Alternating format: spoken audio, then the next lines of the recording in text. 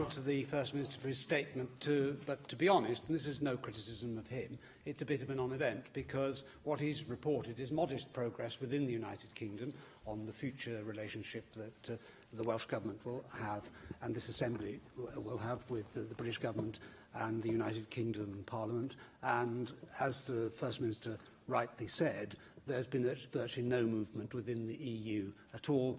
The only agreement that they have offered is that they might possibly talk amongst themselves about the way forward, but there's certainly no firm offer on the table about the way further progress will be made in Brussels. And I think we have to recognise that it's that intransigence, not any intransigence on the part of the British Government, which has brought us to the pass that we're at today.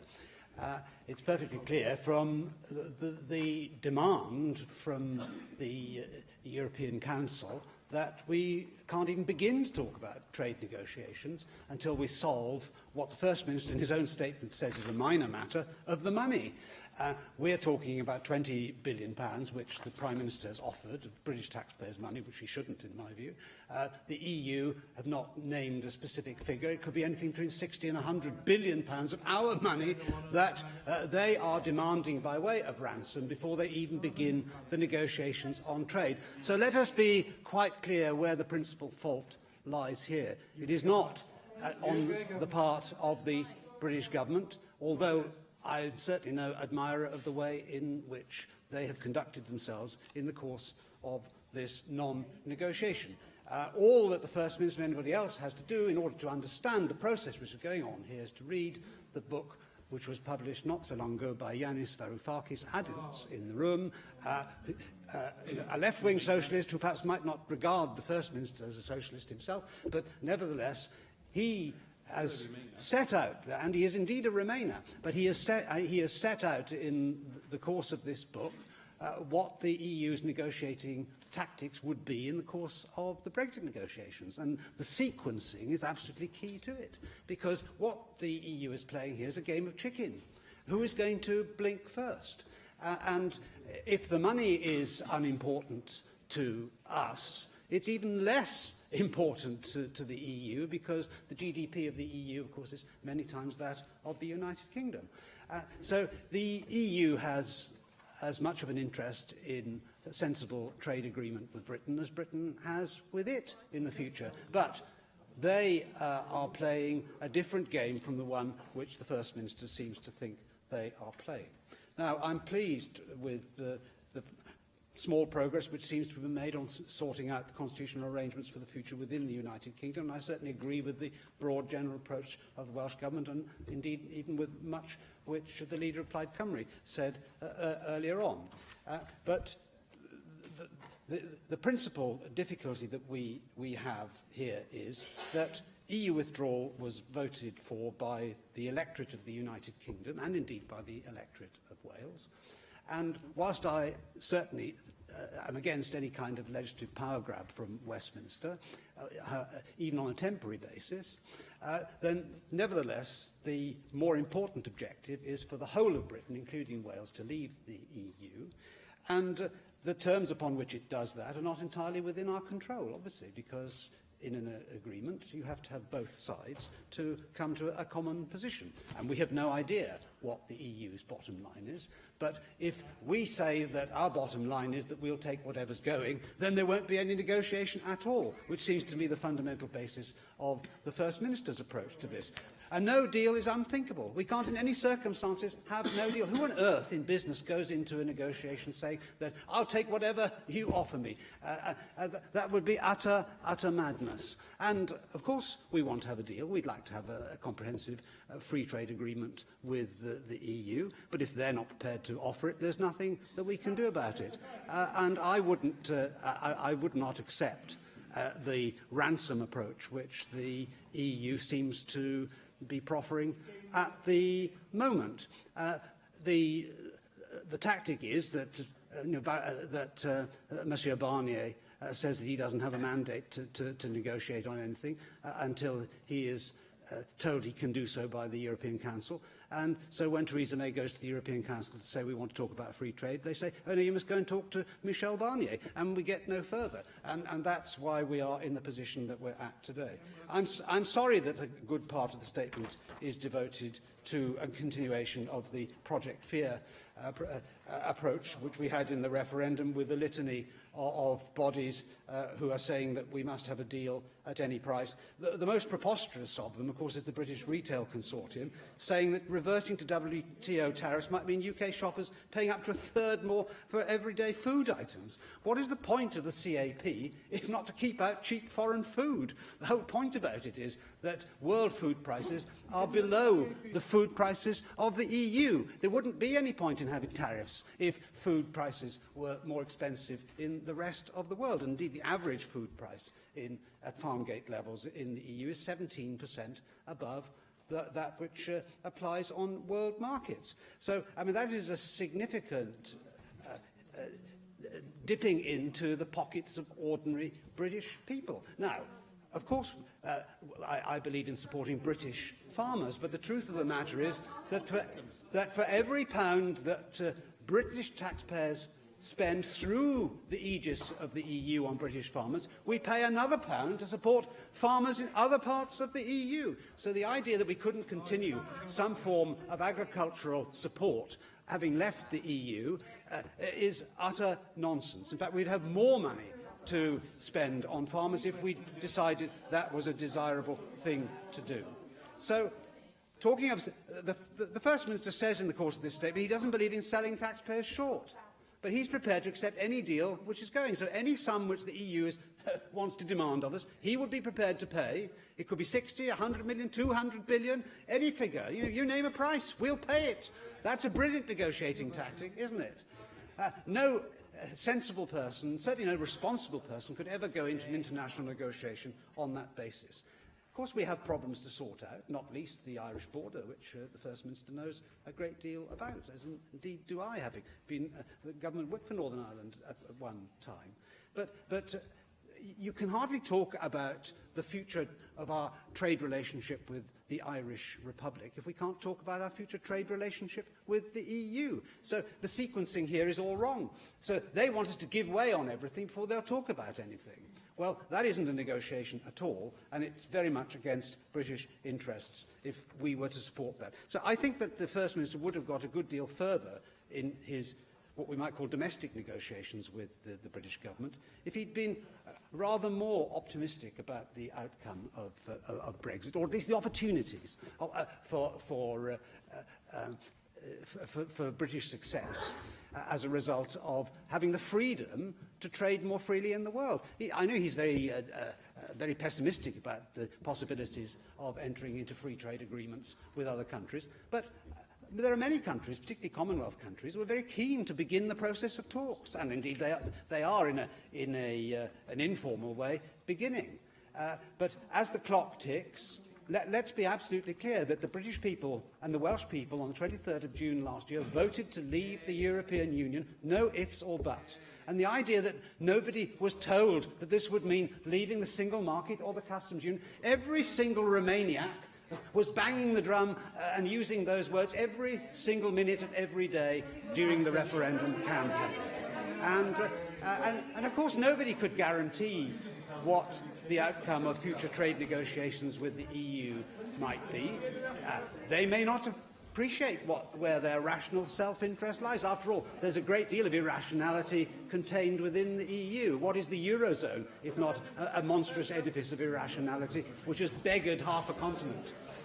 And so, if only the First Minister were to be a bit more optimistic about not just the hopes and aspirations of the British people, but also their ability to make a success of their country in the world in the future, he might have had a great deal more listening from the British government to what he's had to say. Well, the Eurozone is doing very well, actually, rather a bit better than Britain is at this moment in time. I don't know if you've seen the growth figures in the Eurozone. Now, there was a strand of naivety that went through, once again, the speech that was made by the leader of UKIP. Let's just recap what was said last year. I won't be fighting the referendum, but it's worth reminding ourselves of the context here. £350 million a week will be available for the NHS. Rubbish. We will control our own borders. Nonsense. There will be an immediate free trade agreement with the European Union because the German car manufacturers will force it to happen. Cloud Kugelland. There will be free trade agreements in place with all manner of countries before March 2019. Ridiculous. For a start, the UK has no experience of negotiating free trade agreements. All these things that were said last year are simply not true. They never were true. And so we have to adapt to the current situation. Now, the thrust of what the leader of UKIP was saying was basically this: it's not fair the EU won't give us what we want. He'd used a word like ransom. What business negotiation takes place where one side goes in and says to the other, we want absolutely everything our own way? Absolutely everything our own way. And if you don't compromise, then we're going to walk away. That is not, I tell you, a sensible place to be in a business negotiation. It was believed that the EU would fall apart. Not going to fall apart. There are no. I mean, David Davis said he'd be in Berlin first negotiating with the Germans. It's not going to happen. The single market's far more important to German industry than anything else. Britain's an important market, but the EU single market is far, far bigger than Britain. The reality is Britain's a fifth of the size of the EU. And I think he summed it up himself, that the difficulty was the vote last year. It was the difficulty he advocated. So, yes, he can't resile from it now. I don't accept that people last year voted to leave the EU on the terms that he has suggested. The reality is people were asked to vote for a concept. They weren't asked to vote as to how that concept would operate. They weren't asked about the customs union. People didn't understand what it was. They weren't asked about the single market. People didn't understand what it was. Despite that, there were Remainers saying, we will stay in the single market. We will be fine. We'll stay in the customs union. We will have a comprehensive free trade agreement. And now he is criticising the EU for doing what he himself would advocate the UK doing, looking after their own interests. Of course they're going to do that. And so there has to be an admission here that there has to be compromise on both sides. The problem lies, to my mind at the moment, with the UK. The UK doesn't know what it wants. We have a UK government that doesn't really know what kind of Brexit it wants to see, and that needs to be resolved first. He mentioned food prices. Of course, what he doesn't seem to understand is that we would then see tariffs imposed on food coming in from the rest of the EU, where a substantial amount of our imports come from. Prices are bound to go up because tariffs on food are very, very substantial. On top of that, Welsh exports, Welsh lamb particularly, would become massively more expensive overnight. It's bound. If you have tariffs, there's no avoiding it. That's going to happen. It means Welsh lamb is more expensive in its most important market. That's what no deal means. It means demand will drop. It means farmers will have animals they cannot sell. No amount of money is going to help them if they can't sell what they produce. So there are animal welfare issues there that will have to be looked at. There is no getting around this. If we will find ourselves in a position, if we have tariffs where many goods are more expensive in the UK, particularly food and drink, and we will find that what we export becomes much more expensive. And we don't need to do this.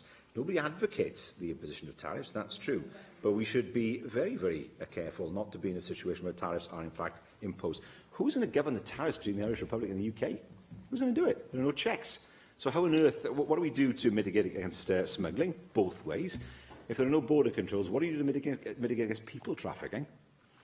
All these things have just not been thought through. The arrogant assumption of many of the Brextremists was that Ireland would leave the EU with the UK, because the people of Ireland are well known for doing what they're told by the UK. None of this was thought through. Now, he talks about the freedom to trade. It's seductive. If I was Australia and New Zealand, I would love to have a free trade deal with the UK. Why wouldn't I? What do we get in return? Australia is much smaller than the UK. New Zealand has 4 million people. If you have a free trade deal with New Zealand, it's wonderful for New Zealand. I concede that. Their lamb would be able to come into the UK without any kind of restriction at all. Where does that leave Welsh farmers? What do we get out of it? How can we replace a market of 500 million people with a market of 4 million people? It just doesn't work. The arithmetic isn't there. I know in India, for example, that the discussions with the Indian government went badly because the Indian government, the Indian Prime Minister, made the point, well, if we're looking at a free trade agreement, what about our students? What about the visa restrictions you put on our students? The Indian government's position, if I can sum it up, I just think I do them justice, is to say, well, if you want a free trade agreement, we want to see freer movement of people. That's, the reasonable position of India, with over 1 billion people, that's the position that they will take.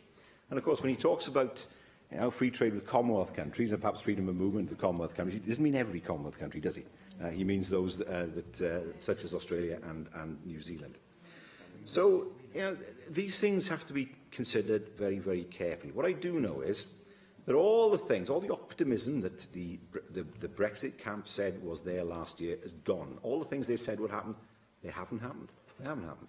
So we have to be realistic. Yes, we have to implement the vote that people had, but I do not believe that a Brexit on the hardest terms is what people voted for. They were told it wouldn't happen.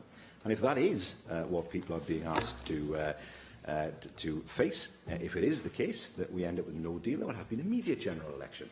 People would have every right to express a view on what would have been a failure and what would have been something that would have been a set of circumstances where they felt they would have been misled. I hope it doesn't come to that, because people will suffer if it comes to that. Jobs will go, people will be paying more for what they buy. I don't want that. So, let's put aside this talk of no deal. Of course, no one's suggesting that we should pay whatever the European Union asks for. I made that point in my statement. There has to be a sensible compromise on this. We have to sort out the issue of each other's citizens. You know, people feel that they're being held hostage, within the EU as well as the UK. That needs to be resolved. But we are now 15 months on, and still not enough progress has been made. We need progress by December. We need to move on. Let's put aside this fantasy land of massive, huge amounts of free trade agreements in place by next March, March of 2019. That isn't going to happen. And let's focus on getting the best deal with our closest market, 400 million people after we've left, our nearest neighbour. That has to be the challenge. The idea of walking away from our obligations basically sends the message the UK does not stand by its commitments. Who would trust us after that? The matter in hand is dealing with getting access to our biggest market. That's the single market. That is where the focus should come, and not on anywhere else at this moment in time. We are